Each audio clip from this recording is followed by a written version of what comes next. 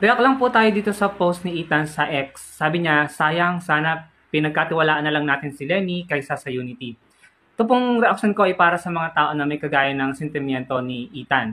Ang naging problema po kasi nung 2022, no, ng election, marami pong naniwala sa mga fake news, disinformation, black propaganda na ipinakalat laban kay Atty. Lenny. Sabi nga po sa article na ito ng Yahoo Singapore, Robredo, biggest fake news victim. Tapos dun sa ibang article, makikita nyo na yung mga rival niya ang nag-benefit naman sa mga fake news. Marami tayong mga kababayan na sinakyan, pinaniwalaan yung mga satire at mga fake code card na ipinakalat tungkol kay Atty. Lenny. Kung maalala nyo yung I have 3 daughters, they are all girls. Sinabi daw yung Atty. Lenny, fake code card po yun dahil ang totoong sinabi ng Atty. Lenny I have 3 daughters and they are all daddy's girls, no? So, isa lamang yan sa napakaraming satire at fake code card na ipinakalat na sinakyan at sineryoso ng ating mga kababayan.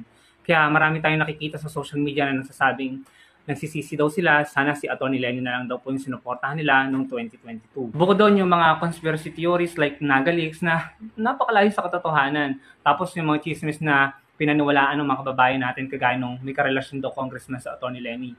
So, tapos yung mga splice videos pa. Sana this time maging matalino na po tayo.